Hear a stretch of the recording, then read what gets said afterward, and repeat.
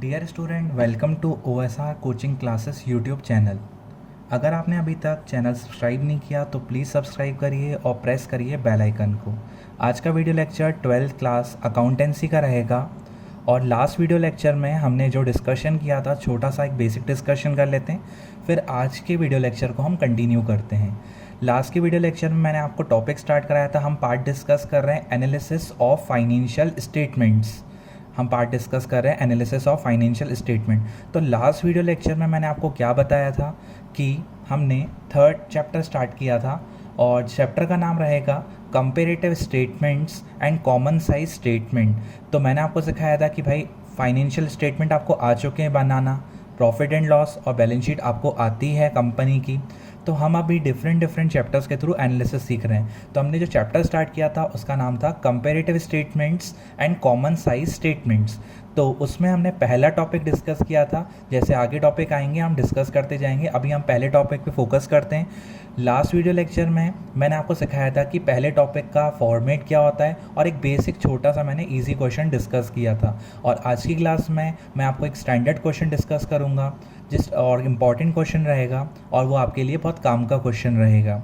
तो आज की वीडियो लेक्चर में मैं टॉपिक सेम ही कवर कर रहा हूँ जो लास्ट वीडियो लेक्चर में कंपेरेटिव स्टेटमेंट ऑफ पीएनएल मैंने ये टॉपिक पढ़ाया था। मैंने आपको पीएनएल को कंपेयर कराना सिखाया था कंपेरेटिव के तरीके से।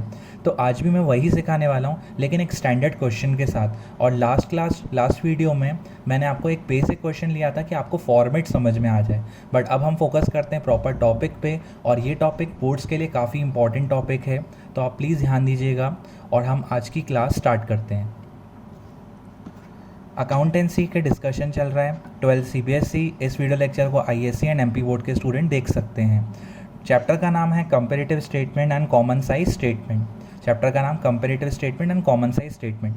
ये हमने क्या सीख रहे हैं? एनालिसिस सीख रहे हैं। तो एनालिसिस में हमने सबसे पहला एनालिसिस किसका सीखा, जिसका टॉपिक का नाम था comparative statement of profit and loss. Topic का नाम क्या था? Comparative statement of profit and loss. तो मैं आपको प्रॉफिट एंड लॉस को कंपेयर कराना सिखा रहा हूँ। ठीक है, ये मेरे पास एक स्टैंडर्ड क्वेश्चन है, मैं डिस्कस करता हूँ। जैसे revenue from operation, employees benefit expense, depreciation, other expenses और टैक्स रेट 30%। अब हमें क्वेश्चन की डिमांड है prepare comparative statement of profit and loss. आपको क्वेश्चन में comparative statement of profit and loss ही बनाना है जो लास्ट वीडियो लेक्चर में पढ़ा था। बस लास्ट वीडियो लेक्चर में हमें एक फॉर्मेट समझना था, अब एक हम स्टैंडर्ड क्वेश्चन समझते हैं कि आपके पास एग्जाम में क्वेश्चन आता है इस टाइप का तो आपको कैसे डील करना है। स्टार्ट करते हैं आज की class. Comparative statement of profit and loss, मैंने लिखा comparative statement of profit and loss for the year ending. 2 सालों की बात हो रही है, 14-15, 31 मार्च 14 एंड 15।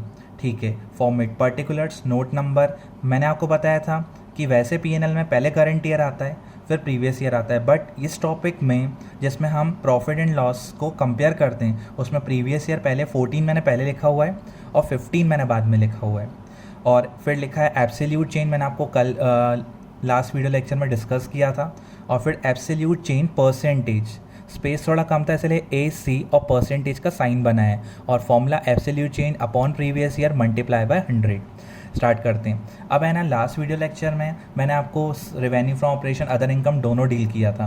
बट अगर सिर्फ अदर इनकम नहीं आती है और रेवेन्यू फ्रॉम ऑपरेशन आता है तो कैसे डील करना है ये आपको आज की क्लास में समझ में आ जाएगा।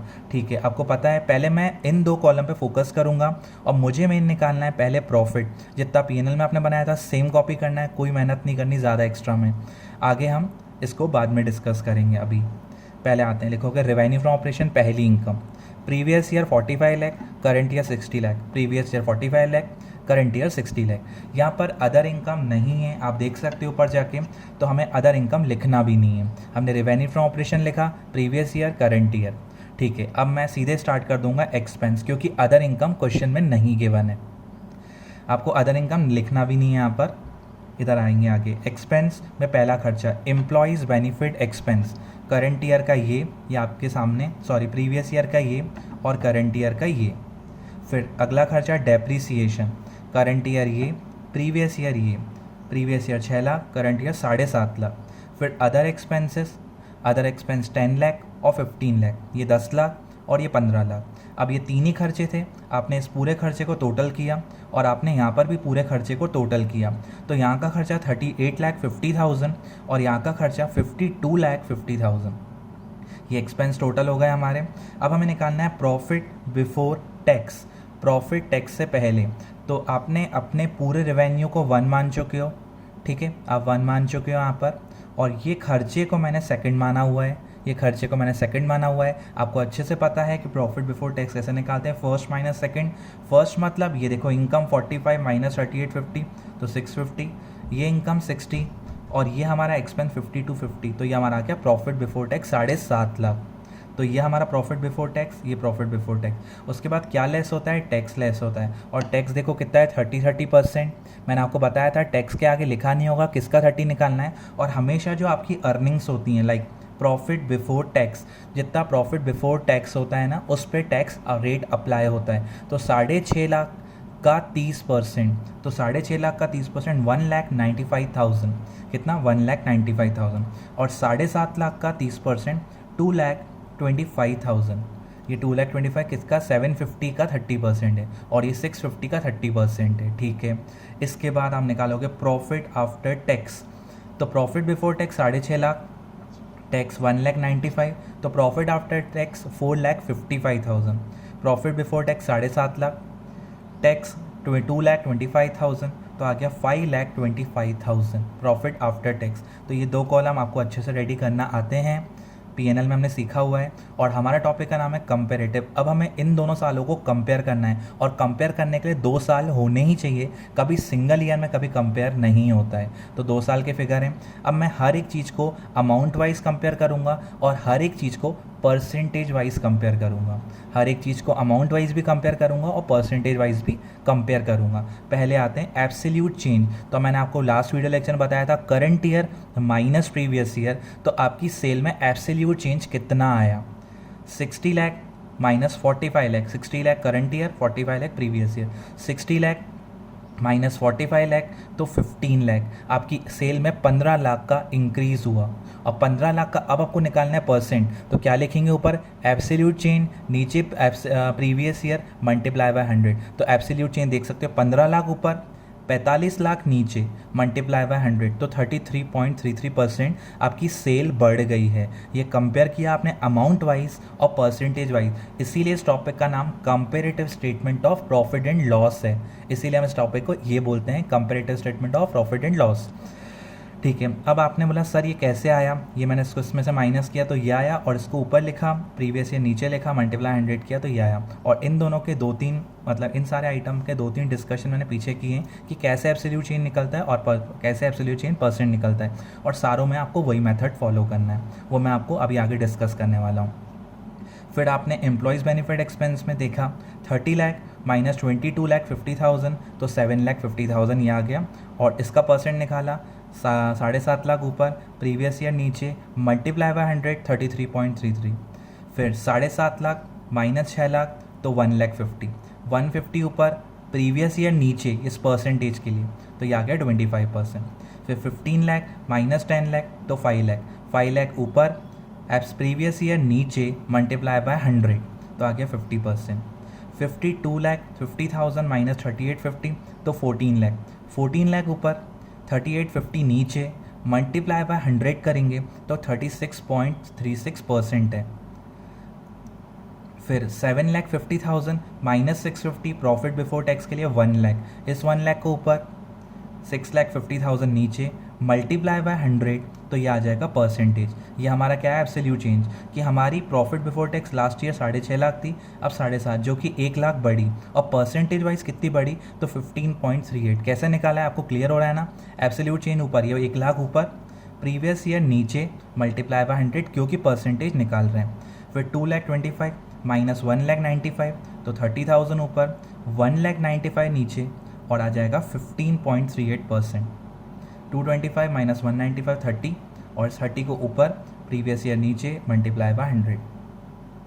फिर इधर आते हैं हम, 5,25,000 माइनस 4,55,000 तो 70,000 आ जाएगा, 70,000 ऊपर, 455 नीचे, तो ये परसेंटेज आ गया हमारा। प्रॉफिट आफ्टर टैक्स कितना बढ़ा, हमारे टोटल एक्सपेंसेस कितने बढ़े और हमारी टोटल रेवेन्यू कितनी बढ़ी। तो एक काइंड ऑफ ये कंपैरिजन हुआ अमाउंट वाइज और परसेंटेज वाइज। अब ये एब्सोल्यूट चेंज कैसे निकलते हैं, सारों के डिस्कशन नहीं किए, सारों में सेम अप्लाई होगा तो कोई खास चेंजेस नहीं है। एक दो आइटम मैंने इंपॉर्टेंट पीछे पेज पे डिस्कस किए हुए हैं, तो आप प्लीज़ ध्यान से देखिएगा। ये हमने बनाया comparative statement of profit and loss, और ये बोर्ड्स पॉइंट ऑफ व्यू से बहुत इंपॉर्टेंट टॉपिक रहेगा। आगे देखिए, जैसे मैंने डिस्कस किया है यहाँ पर, जैसे आप देख सकते हैं मैंने डिस्कस किया है एब्सोल्यूट चेंज कैसे निकलता है। जैसे मैंने रेवेन्यू फ्रॉम ऑपरेशन, ऐसे सबका निकालना है, मैंने रेवेन्यू फ्रॉम ऑपरेशन का निकाला। तो current year revenue from operation 60 lakh था, प्रीवियस ईयर था हमारा 45 लाख। तो मैंने एब्सोल्यूट चेंज कैसे निकाला, करंट ईयर आगे लिखा, प्रीवियस ईयर पीछे लिखा, तो एब्सोल्यूट चेंज आ गया 15 लाख। और उसका ही मुझे परसेंटेज निकालना था, तो absolute change upon previous year multiply by 100। तो रेवेन्यू फ्रॉम ऑपरेशन का कैसा, देखो एब्सोल्यूट चेंज 15 लाख आया ऊपर, दोनों में से प्रीवियस ईयर कितना है 45 लाख नीचे, मल्टीप्लाई बाय 100, तो 33.33% ये आ गया। उसके बाद डेप्रीसिएशन का मैंने एग्जांपल ले लिया। डेप्रीसिएशन का करंट ईयर का अमाउंट ये था, प्रीवियस ईयर का अमाउंट ये था। तो आगे लिखा आपने करंट ईयर, फिर लिखा प्रीवियस ईयर, तो ये आ गया absolute change, same current year minus previous year. अब इसका परसेंटेज आपको निकालना है, तो देखिए आपने एब्सोल्यूट चेंज आया 1,50,000 ऊपर, और करंट ईयर आपने लिखा नीचे multiply by 100, sorry previous year आपने लिखा नीचे मल्टीप्लाई बाय 100, तो 25%। तो ऐसे सारों के आपको एब्सोल्यूट चेंज निकालना है और परसेंट निकालना है। और ये हमने अभी एक स्टैंडर्ड क्वेश्चन सीखा जो 12th क्लास के लिए इम्पॉर्टेंट है कि हमें कंपैरेटिव स्टेटमेंट ऑफ P&L बनाना कैसे है, और कहीं ना कहीं हम अपने फाइनेंशियल स्टेटमेंट का एनालिसिस सीख रहे हैं। अभी हमने किसका एनालिसिस सीखा, P&L का। ऐसे आगे टॉपिक बैलेंस शीट के एनालिसिस भी हैं और P&L के एनालिसिस भी और भी डिफरेंट तरीक़ों से हैं, तो वो हम आगे सीखेंगे। अभी है ना 12th CBSE वालों के लिए मैं बोल रहा हूँ, ये उनको है ना ये वाला टॉपिक समझने के बाद अपने 2020 वाले अकाउंटेंसी की अगर आपको बुक है तो उसके एडिशन आप उसके है ना चैप्टर 3 पे जाएंगे, और चैप्टर 3 पे जाके आप चैप्टर ओपन करेंगे comparative statements and common size statement. उसमें ये जो टॉपिक है आपका comparative statement of profit and loss, उसमें क्वेश्चन नंबर 8 से 13 तक आप ट्राई कर सकते हैं। आपको 8 से 13 तक सारे क्वेश्चन बनेंगे। और अगर कोई भी क्वेश्चन में डाउट है तो प्लीज़ मेरा नीचे व्हाट्सअप नंबर गिवन है, आप उस पर अपना डाउट सेंड कर सकते हैं। और बाकी बोर्ड्स के स्टूडेंट को अगर होमवर्क चाहिए कि उनको कौन सा क्वेश्चन सॉल्व करना है, तो प्लीज़ वो मेरे दिए हुए व्हाट्सअप नंबर पे कांटेक्ट करें, मैसेज करें, मैं उनको उनका होमवर्क भी प्रोवाइड कर दूंगा। तो ये टॉपिक को पढ़ के CBSE वाले 8 से 13 क्वेश्चन तक ट्राई कर सकते हैं, उनसे आराम से बनेंगे। और इसका एक और पैटर्न का क्वेश्चन होता है, वो मैं अगले वीडियो लेक्चर में कवर करूँगा। तो आप इस पूरे टॉपिक में अच्छे से रेडी हो जाएंगे, और जो कि बोर्ड पॉइंट ऑफ व्यू से वेरी IMP टॉपिक है। Thank you.